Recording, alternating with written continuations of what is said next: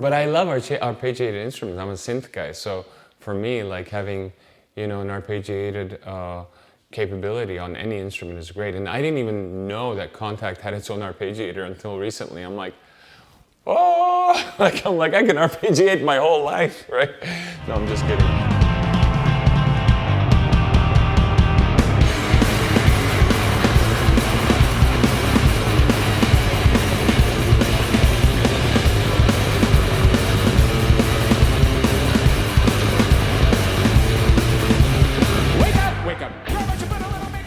As a songwriter, you know, over the years, I started writing so many different pieces of music that it evolved into different compositions that you can't even describe as songs, utilizing different sounds, different things. And I would just do them because that's what I do, right?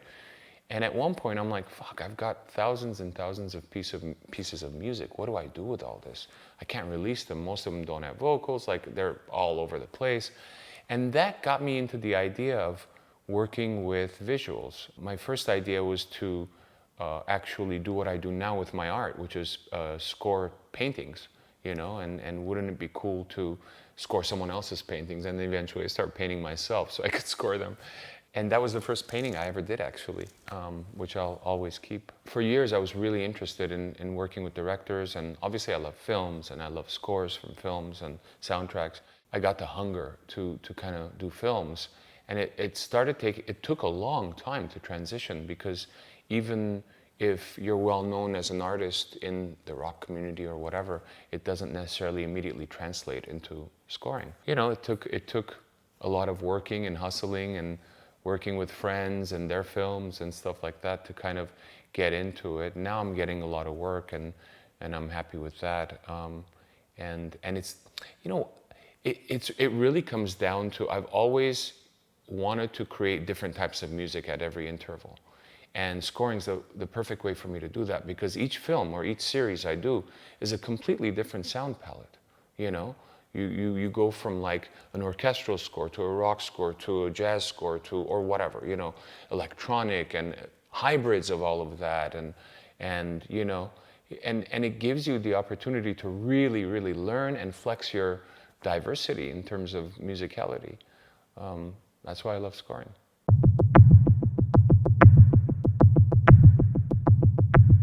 You know, I find it interesting to be able to take limitations and be creative within them, because my whole life I was, you know, creative without limitations. You know, the sky's the limit. But to me, it's a welcome kind of thing. I don't see them as limitations. I see them as, you know, defining the game. You know, what game are we playing? Oh, we're playing an orchestral game. Sweet. You know, what do you like about the orchestra? You know, and once you define the tone of what you're working on for a film or video game or series, it's so much easier, you know, because that's the big hurdle, trying to understand that from the creatives, you know, on the visual side. And once you do, it's you know, you do some themes, a suite of themes, and you know, then you show that you're on the same page, and if that's accepted, then that's half the battle. The rest is just scoring to picture, right? That's really important. First, I mean, for me, the communication with the director or whoever is making the creative decisions on the visual side is the most important part, because I not only understand the tone of what we're going for, and different directors are, you know, some are way more, you know, their language with music is a lot more dynamic, and some don't. They go, I don't know, you know, and you got to figure it out, which is a lot harder, of course, for a composer. But it's just the way it goes. And sometimes that's also good, because if they don't know, then they have more trust in your decision making and choices and stuff like that. So that's the first thing. Second thing is script or some type of element. Like, you know, I just got a storyboard from an animation kind of project that I just viewed yesterday, and that was, I liked it way better than a script, because you're just like, wow, that's awesome. It's like reading a comic book. In like 5 minutes, I got the whole thing better than I would in a script. Really, you just get the gist of the whole thing, you know. But mostly it's scripts, and then it's kind of experimenting. And I really like taking my time in setting up my sound palette, you know, what instruments I'm going to use, what sounds I'm going to use. And I spend days doing it, and for some reason, before every project, I have at least 48 hours of technical difficulties. Like every project is like something crashes, something's not working right, I have to go dig something from another computer. There's always, you know, it's like this struggle to create this new sound, you know. But then I have this new palette of sounds, you know, and I usually do it in Vienna Ensemble Pro, using a lot of contact instruments, a lot of different sample libraries as well besides that, and or guitar or piano. I mean, depends on the project, right? And once I have that, then I like to kind of dive in and do some themes. You know, think about the project. I've already reviewed a script, had a conversation with the director, and just do a suite of themes, you know, and then send them in and go, am I in the right ballpark? Is this what we're talking about? The conversation we had, is this what you want? And sometimes it takes a minor adjustment. Sometimes you're off. Most times you're pretty much on, because you kind of, you know, if you glean the information correctly and if you vibed out what they want, it's easier to give it to them. And once you have that locked in, then you just wait for, you know, well, it depends. So if it's a series, once you have that locked in, then you need to make more themes or more, you know, pieces of music for their editor to start placing in while they cut, because you don't have time at final cut to score the whole thing, because there's usually a week or 2 weeks max, you know, and they want you, you know, they want to use your music as temp, which is great because that's less replacing of, you know, other temp music later for you. So, you know, and that also gets you into the world of, I like this theme more, we're using this a lot, can we have more of this theme versus that theme, etc. So that's a different way of working than films. With films, even if you don't have minor cut, you're kind of working on a kind of lateral level, like you're just kind of starting somewhere, building themes, and going till the end. And even if it gets changed with cuts, you know that you're still kind of telling the story in the same way. With series, it's like you're throwing a bunch of music at them, and then they present it to you, and you're like, oh, okay, so this is what you've done with it. Okay, now let's fix this, let's fix that, let's add this, let's replace this, here's a new theme, here's, you know. So it's two different processes.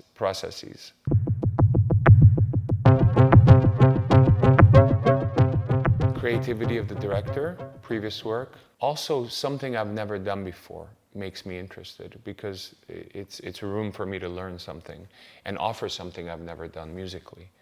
It's usually those two things. I'm working with a director. I'm going to start doing this other action thing with a director who originally signed me up to do a horror film out of New Zealand, and I'm eventually going to do that because that's still on their schedule, but it's been delayed because he got this gig to do this other bigger film. So I'm waiting for that. So that'll be fun.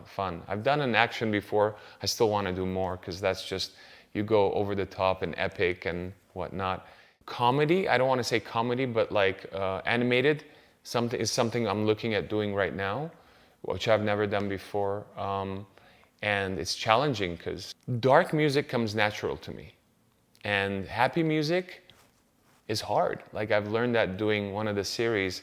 They kept on going, the big streamer is asking for more like light-hearted music, and I'm like, I thought I just gave you all that. I'm like, that was my last batch, wasn't it lighthearted enough? They're like, it's all right, yeah, it's kind of, you know, or funny, like trying to be funny. Like, I could do that, but it's all extreme, it's all dramatic, you know. And it's a tough thing to learn. I've seen this with other composers too, and I don't know why dark music comes so easily. And I'm a lighthearted person, but dark music comes easily.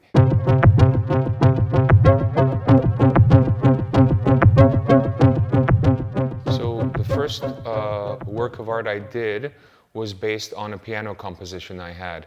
And I was always interested in the interrelationship. And it always started with the music first, because I was trying to see the music. And if you look at the piece behind me as the first example, it's called Disarming Time. And you see the musical clef, and you'll see clocks without arms. And each of those clock faces represent notes in the first measure of that music. So I basically, tabulated the measure on a canvas and painted it for the first measure. And so I started with that concept. this interrelationship that's visual and auditory at the same time. And then I became, it became more loose without the clocks and the musical clefs, and it became just freestyle painting to music that just inspired it. And look, I don't know many artists that don't paint to music. They all paint to music because it inspires them. It helps their mechanical kind of the way that they use their brush and the rhythm of their arms, and it's all interconnected.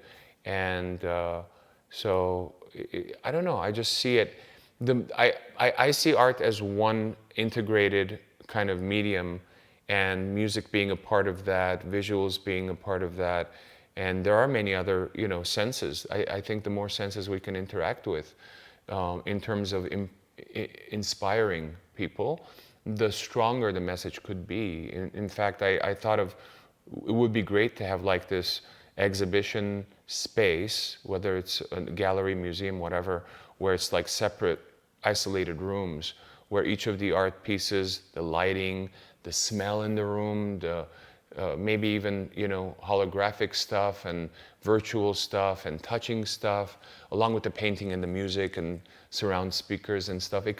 You just walk into a room and you're walking in, you're not just looking at a painting, but you're getting everything from that painting. You're getting maybe animation like we've got in the NFTs that we did, or coming at you, or the music that's surrounding you, the lighting specifically to the painting. Like everything is designed around that painting, curated around that sound, to interact with as many senses as possible. I'd love to do something like that, because again, I see it when people come to galleries and check out the artwork, because they're listening to the music while checking out the piece specifically associated with that music. They're really going deep. They spend a longer time, and it's more of an experience. But yeah, it's all interior. I was never someone who drew really well in school, or never thought that I would paint or do any of this stuff. But it's been so freeing as an artist, because music I've been doing for a minute now, and it's become, I guess, more structured in my head. No matter what I do, I still enjoy exploring, but I kind of know what I'm doing no matter what I'm doing in music. When I started doing art, I had that same feeling of that first couple of years of picking up an instrument and not knowing what the fuck you're doing and getting lost in it, and just that loss of time, this meditative feeling that came with it. It's beautiful.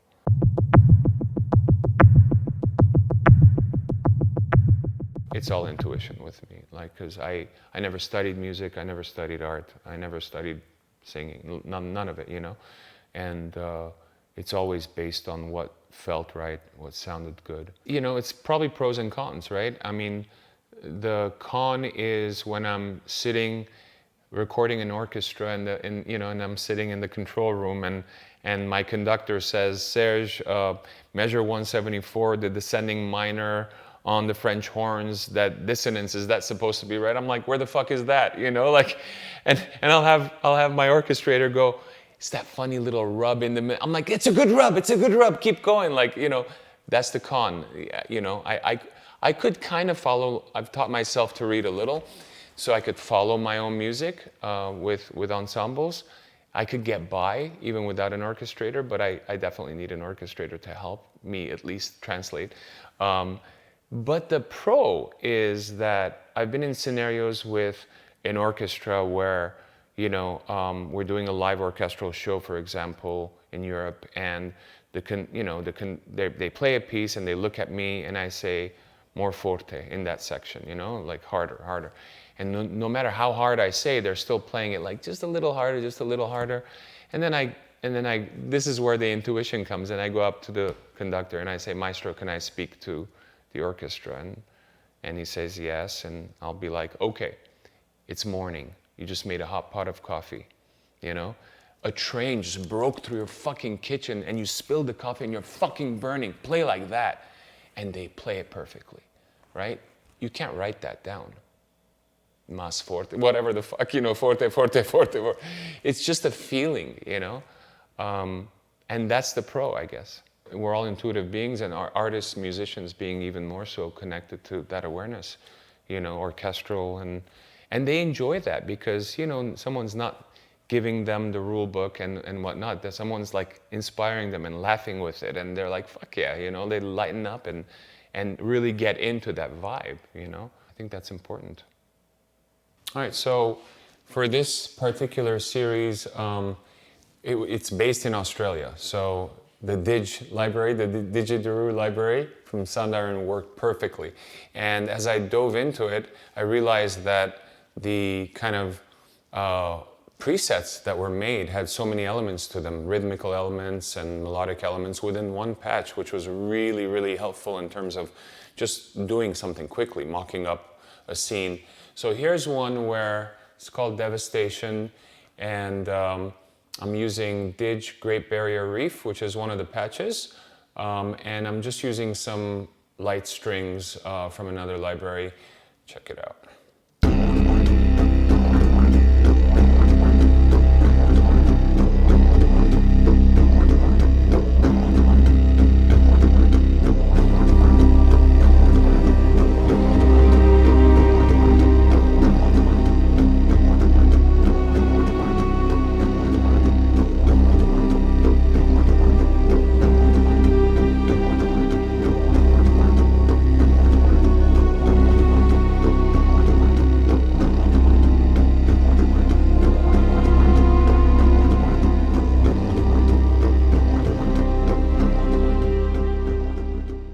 Another one I really like, Dig is Dead.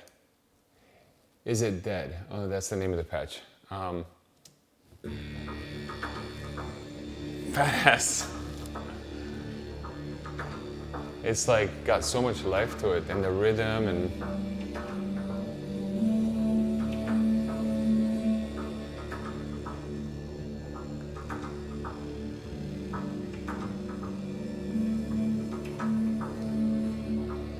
put some tube drums under it, coming up.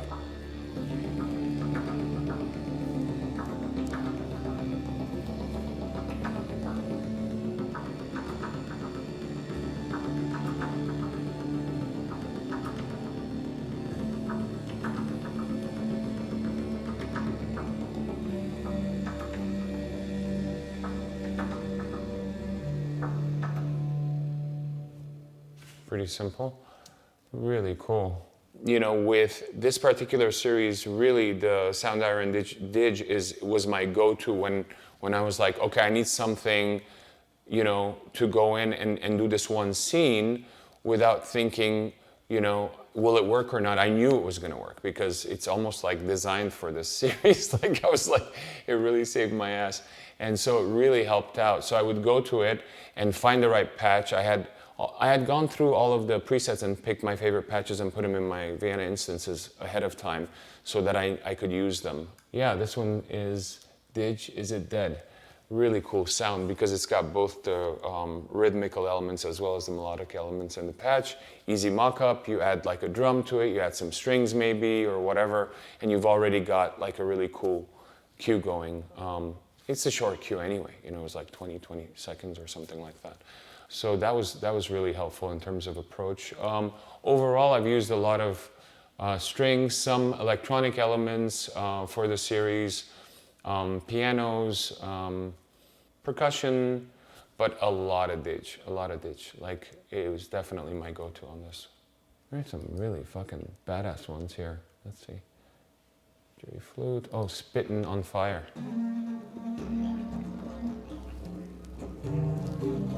Just to get that from one instrument, I had the solos there and stuff as well, and the ensemble.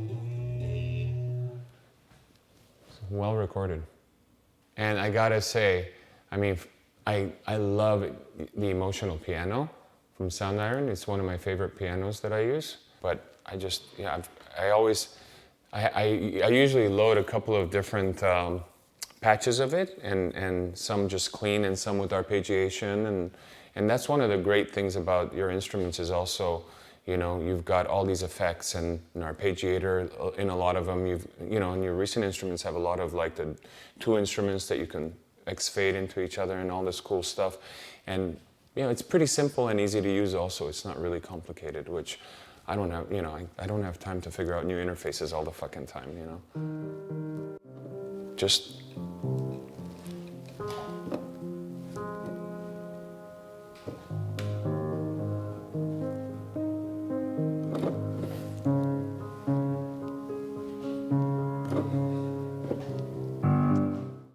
Just sounds beautiful, and it's just like so easy to just grab and do something with, and layer it with other pianos or strings, and it's one of the things I first gravitated toward as far as an instrument that I really loved.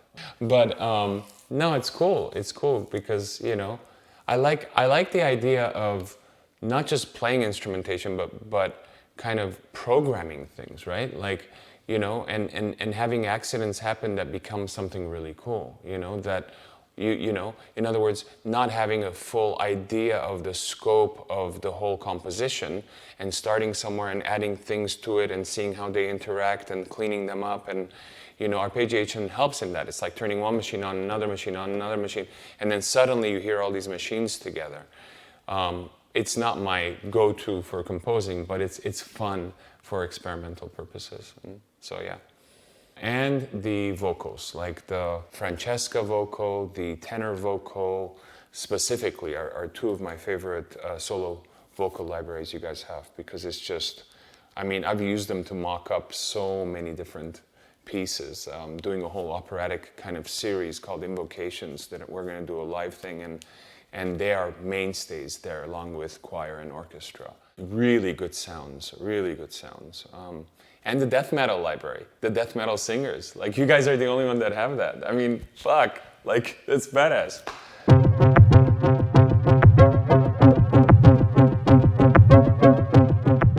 In my early 20s, I graduated university with a marketing degree. I didn't know I wanted to do music professionally at the time. I was working with my uncle in the jewelry industry. I was very lost. I was playing music at home, but I didn't have a band. I didn't have any connection, and I didn't.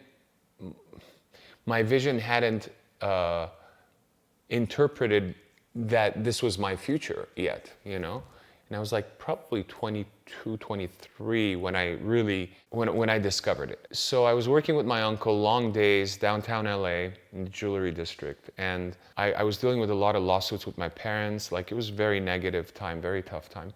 And I thought, shit, I deal with a lot of lawyers, so maybe I should be a lawyer. I've got pretty good left brain activity going on. And I read all these, I'm a very left brain, right brain person. Like, I could do business all day. I do accounting and all of, mathematics, really good at, and then I can go do music and get lost on the right side, creativity. So I thought I'd be a lawyer. So after work, I remember signing up for the LSAT exam and going down to Long Beach to take these classes to learn how to take the LSAT. And everyone was so happy being there, and I was fucking miserable. I hated lawyers at the time. And here I am wanting to be a lawyer because I just couldn't figure out what I'm supposed to be doing. I knew I didn't want to be in the jewelry industry or running a business, whatever.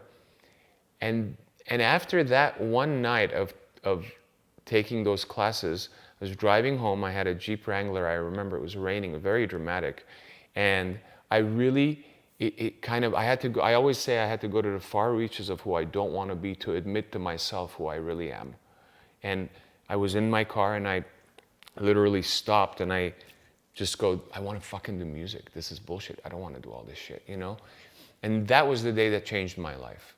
From then on, anything I did was with the idea that I'm going on this path and I got to do whatever I got to do to be on this path. And it took years to be able to pay, work in other stuff, day jobs, and I did accounting. I started my own software company for years and ran it, which became not quite successful, but this is pre-internet, pre-Windows, DOS. I had a vertical industry kind of modular accounting system for jewelers with weight scale integration and daily London recalculations and all this stuff. And I enjoyed it, but I knew I wanted to do music, and I was doing that so I wouldn't have to work for someone else. because then I'd have my own time. And eventually I sold that, and you know, kind of between the first check from our band and that, I was able to survive and help my family at the same time and get through it. And it's been an interesting journey. So that's the biggest failure. My failure as a lawyer would be my biggest failure in life.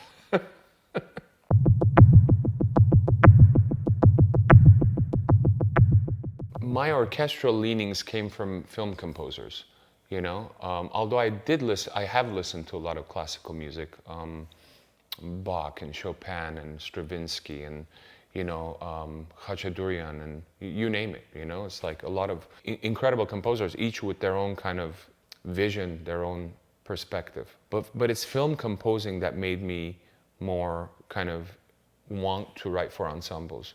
And the first chance I got to experience that was actually an offer from the Auckland Philharmonia Orchestra in 2008, I want to say, to do a live show. And I did it, you know, and that was after I released my first solo record called Elect the Dead. I was touring with it with my backup band, the FCC. And I remember I was in Seattle. We were about to play the Showbox or some theater there. And I got this email from a good artist friend of mine in New Zealand saying that the Auckland Philharmonia Orchestra is interested in you doing, you know, a live show with them. And I'm like, oh, that sounds interesting, an orchestra, like, you know. And I kind of put it on the back burner till I got home from the tour.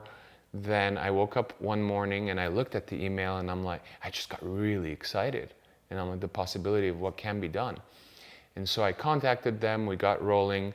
I had not composed for, you know, string. I mean, I had done small string arrangements and maybe a couple of solo brass arrangements for system records, but I hadn't really done ensemble, you know, arrangements.